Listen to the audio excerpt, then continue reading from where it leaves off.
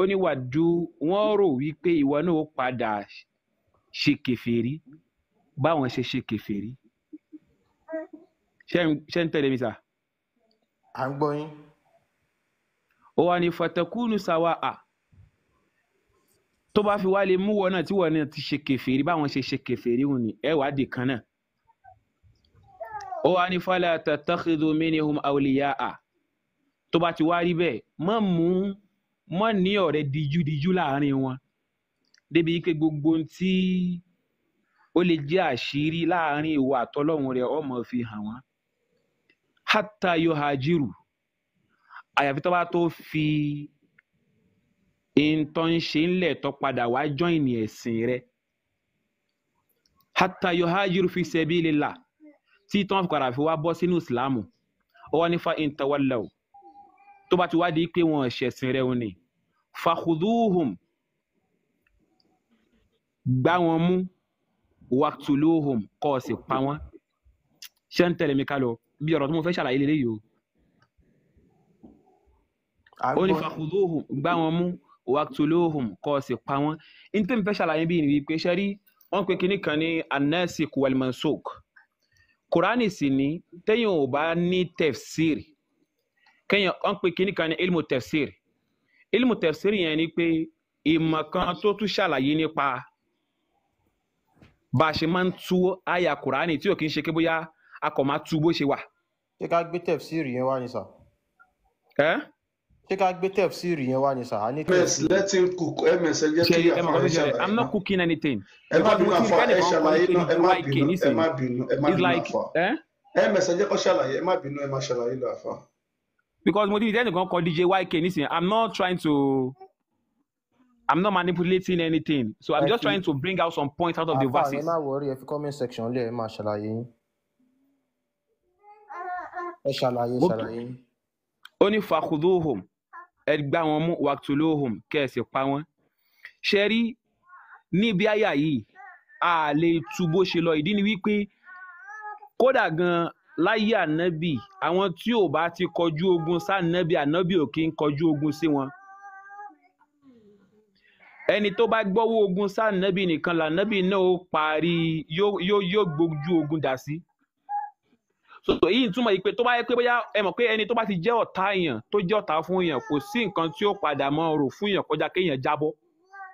so àbí kó mọ lérò àti jáyàn wò àbí kéèyàn àbí láti pààyàn.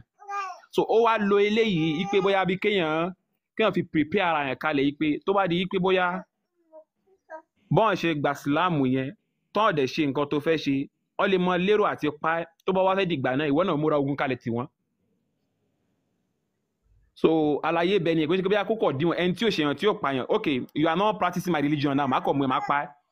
a rí inú ilé tó já sí wípé inú ilé kan náà tó jẹ́ family kan náà wọ́n sin oríṣiríṣi ẹbí sí 3 àbí 4. so ṣé for them practicing different religions ṣé ìyẹn túmọ̀ pé kọ́ para wọn ni wọ́n lè para wọn náà.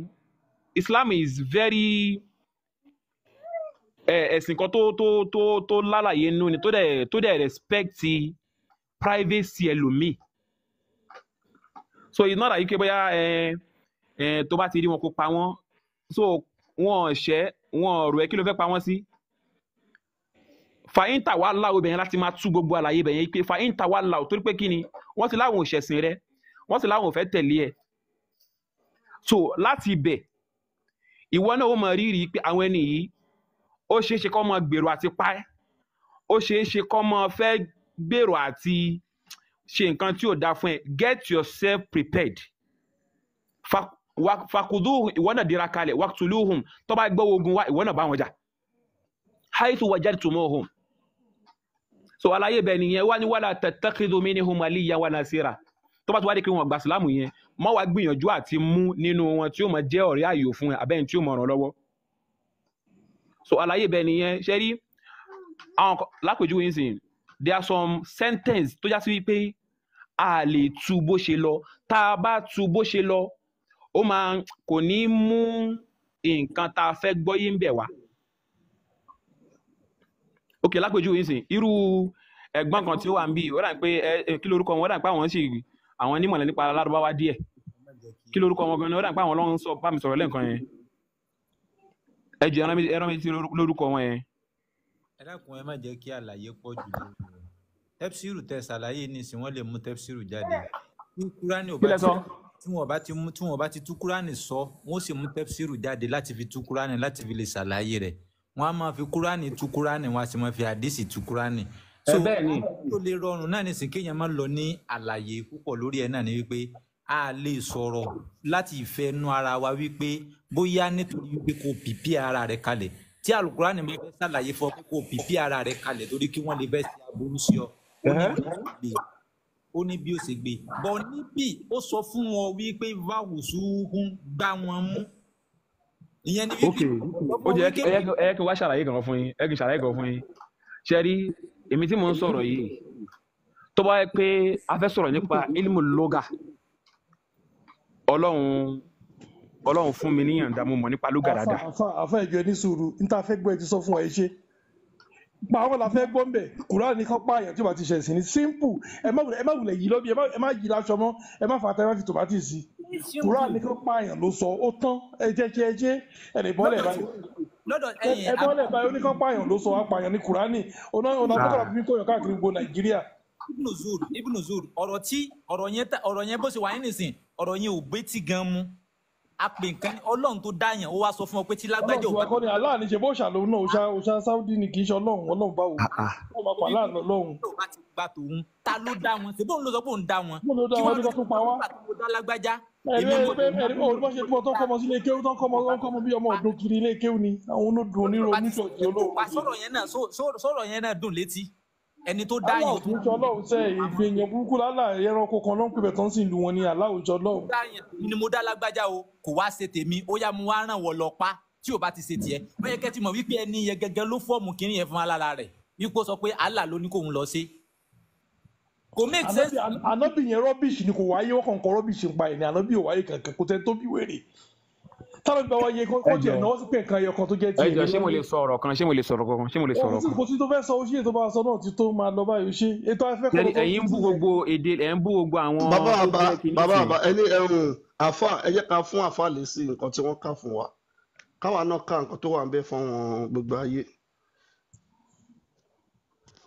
ms ṣẹ́mu nǹkan tí àfa yìí kàn sí wọ́n ní kọ́pì pl ni bọ́tà tó ka nǹkan kan fún wọn bí àkàkà Quran 12:2 fún wọn kàkà Quran 12:2 fún wọn kàdé ka Quran 5. àwa mọ̀ pé àwọn òdòkúra ní ẹ̀yìn gbọ́ kò sọ pé kọ́pì pl fún wọn tọ́ bá ti ní wọn ṣe ìsìlámù mọ́ ló ń sọ ní kíkọ́ pa wọn bọ́ a máa fi hàn yín sí àfa. how is that possible pé yóò practice religion mi kí wọ́n bẹ̀rẹ̀ sí pa. wọ́n máa kà á fún yín ẹ jẹ́ ká kọ́kọ́ lọ láti bí báyìí kí nǹkan tá a lè kà kó lè bá yé yín kẹ́lẹ́ mọ̀ pa mọ̀ nǹkan tá à ń ṣe àlọ́lé kí adẹ̀lágbọ̀yé Quran ms ká kí ní ẹ jẹ́ ká kà á fún wọn a máa lọ ka Quran 5:101 yẹn. We have sent it down as an Arabic Quran. ṣe ń gbọ́ wọ́n ní wọ́n ti sọ Quran kalẹ̀ fún yín ní èdè Lárúbáwá. So that you may understand. kó lè bá a yé yín so ẹ wá lọ sí Quran 5:101 yẹn ibẹ̀ yẹn sọ pé ó ní tí wọ́n bá fi nǹkan tó wà ní Quran nìran yín tó bá kà á fún yín ó ní ó lè yọ yín lẹ́nu àmọ́ kẹgbà bẹ́ẹ̀ bó ṣe rí nìyẹn pààlà ọmọ adarí jiyàn nǹkan tẹ́ fẹ́ máa jiyàn sí ẹ lè má mọ̀ pé bẹ́ẹ̀ ló ṣe wà àmọ́ ẹ lọ ṣèwádìí fúnra yín kò sọ pé kọ́pì pl a máa tún fún yín ládìsí tó sọ pé ẹni tó bá fi Islam múlẹ̀ kọ́ lọ pa. àdìsí ló sọ bẹ́ẹ̀ ẹ mú wa ẹ ṣàlàyé. a máa gbé jáde ẹ má kánjú gbogbo nǹkan tá à ń sọ yìí àmọ́ lórí àwa náà lọ lè ké o. ẹ pé bẹ́ẹ̀ ṣe ń sọ gbọ́n tó wà ń bí gbọ́n àwọn èèyàn mi tó wà ń bí ń sọ pé ń parọ́ tó rà ti kà gbogbo wọ́n táwa mi láti kà. No, I'm not here for any violence or something because gbogbo kọ́mẹ̀ntì yàrá jẹ́ gbogbo ẹni mo rí o but I don't overlook. Mi sọ̀rọ̀ believers. ẹ̀yin mùsùlùmí òdodo. Do not ask about any matter. ṣe ń gbọ́ ẹ má ṣe béèrè nípa àwọn nǹkan tó bá ti fi àwọn nǹkan. Which if made clear to you may disturb you. tó jẹ́ pé tí wọ́n bá fi ṣe àfihàn fún yín ó máa yọ yín lẹ́nu irú nǹkan tá à ń kà fún yín ní Kùránì nísìn tó jẹ́ pé tá a bá kà tá a túmọ̀ ẹ̀ fún yín á máa yọ yín lẹ́nu ẹ má ṣe ó yá. But if you inquire about what is being revealed in the Quran. tó bá ti jẹ́ nǹkan tí wọ́n máa fi hàn yín láti inú Kùránì ṣe ń gbọ́ o. It will be made clear to you. wọ́n ní àájẹ́ kó hàn sí yín gàdàgbà bá ṣe ń kà tá a dẹ̀ fi ń ràn yín tá a mú ẹ̀rí jáde. Allah has forgiven what was done in the past. tó bá jẹ́ pé ìgbà tẹ́ ẹ̀ mọ̀ tẹ́lẹ̀ yẹn tó jẹ́ pé kò lè jẹ́ bẹ́ẹ̀ kùránì ò lè sọ bẹ́ẹ̀ àdìsí ò lè sọ bẹ́ẹ̀ tó bá ti fi hàn yín ẹ ti dẹlẹ́ṣẹ̀ Allah ló máa dáríjì yín pé ó jẹ́ nǹkan tó ti kọjá torí ẹ̀ mọ̀. And Allah is all forgiving, most forgiving. Allah ló ní aláforíjì. So ṣé ká lọ́ka tẹ̀sírífù 489 yẹn fún yín ni àbí ká fún yín ní àdìt tó ní kọ́ pa yín tó bá fi Islam lẹ̀. tẹ̀sírífù báwo. Tẹ̀sírífù àbí ẹni tí tẹ bá ń pè mí ò gbọ́ lárúbáwá mọ́ so ẹ̀yin nídàá ti pè ẹ pé dáadáa ẹ ṣáà mọ̀ nǹkan tí mò ń sọ so. No, ṣé wọ́n ní ká ka tẹ̀fsírì yẹn àyà yẹn ni. Ṣé ti ṣetán láti gbọ́ kàkà fún yín. ṣé tẹ̀síìrì àyà ilé. ti 489 sọ pé kọ́ ppl kò dẹ̀ sí ọ̀rọ̀ ogun bẹ́ẹ̀. Along that you should disbelieve in Muhammad and the Quran. Àwọn tí wọ́n gbàgbọ́ tí wọ́n kì í ṣe muslim wọ́n fẹ́ kẹ́yìn muslim náà kẹ́ má gbàgbọ́ nínú Muhammad àti ìwé rẹ̀ Kùránì. Even as they disbelieve. Bóyá jẹ́ pé wọ́n gbàgbọ́. That ye may be upon a level with them in following idolatry. Àwọn tí wọ́n ṣe muslim wọ́n á fẹ́ kí ìwọ tó jẹ́ muslim kẹjọ jẹ́ bákan náà nínú nǹkan tó bá ń ṣe. So choose not friends from them. Allah wá ní má ṣe yàn kankan nú wọn lọ́rẹ̀ẹ́ má bá wọn ṣọ̀rẹ́ má mú wọn lọ́rẹ̀ẹ́. In religion or for seeking assistance. Nínú nǹkan tó bá ń ṣe àbí má ṣe jẹ́ olùrànlọ́wọ́ fún wọn. Till they forsake their homes. Àyàfi tí wọ́n bá sá kúrò lójú ọ̀nà wọn. Until they believe again and migrate in the way of tí wọ́n wá sínú ẹ̀sìn Allah tí wọ́n di mùsùlùmí òdodo. In obedience of Allah. Tó jẹ́ pé wọ́n gbọ́ràn sálálẹ̀ ni wọ́n di ẹni Allah.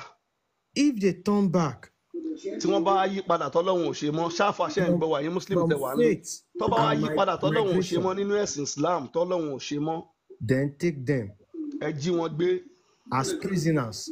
Kẹ́ ẹ dè wọ́n mọ́nú túbú kẹ́ bí ẹbí wọn kẹ́ máa béèrè ransom owó ìtanràn. And unlive them wherever you find them. Kẹ́ ẹ dè pa wọ́n níbikíbi tẹ́ bá ti bá wọn. In the sacred precinct. Bó jẹ́ lágbègbè mọ́ṣáláṣí ni. Or anywhere else. Níbikíbi tẹ́ bá ti bá wọn kẹ́ ẹ dè wọ́n lókun. And no friend in religion. Kẹ́ ẹ dè má mú wọn lọ́rẹ̀ẹ́. Or for seeking assistance. Àbí fún ìrànlọ́wọ́. No helper. A protector from among them. MS mi kábítà tí ní kọ́ pa wọ́n yẹn mi gbọ́ bẹ́ẹ̀ o. mo sọ lẹ́ẹ̀kan náà. Mi gbọ́ bẹ́ẹ̀ padà sẹ́yìn díẹ̀ láti ibi tó ti ń dọ́ba jí wọn kọ́ jí wọn gbé yẹn mi gbọ́ bẹ́ẹ̀ yẹn. He said alive. Okay dàgbọ́n nǹkan tó jẹ́ ń gbọ́ nìyẹn ó yá. Ó ní but if they turn away from faith and migration. Tó bá yí padà tọ́lọ́hun ò ṣe ìsìlámù mọ́ tó fi ìsìlámù lẹ̀. Then take them as prisoners. Ẹ jí wọn gbé kẹ́ ẹ dè wọ́n lókun. And unlive them from wherever you find them. Kẹ́ẹ̀dẹ̀ pa wọ́n níbikíbi tẹ́ bá ti bá wọn. So. Ṣé kàtúkà ètò wà nísàlẹ̀ àfà ẹ lè sọ sínsìn ibo ni wọ́n ti ń jagun. Ẹ jẹ́ kémi pa máìkì kí alẹ́ ń gbólà tẹ́mẹ̀sì gbàṣẹ. So ibo ló ti ń jagun àfà lè ṣàlàyé fún wọn sí. Ṣẹ́rí nǹkan tí mi máa sọ mi ọ̀rọ̀ yìí ṣé ń gbọ́ mi. I think a lot of people here, they are not ready to understand. We are just listening to argue or something. So, Sherry, you guys are using English language to translate Quran, which is not meant to be. Àkọ́kọ́ nìyẹn. Can't tell me. Can't tell me. Are you torí èmi ò sínú ẹni tó máa ń tọ̀yàn. À ń gbọ́ yín. So ẹ ń fi English Quran which àbí àwọn English language ẹ fi ń translate Quran.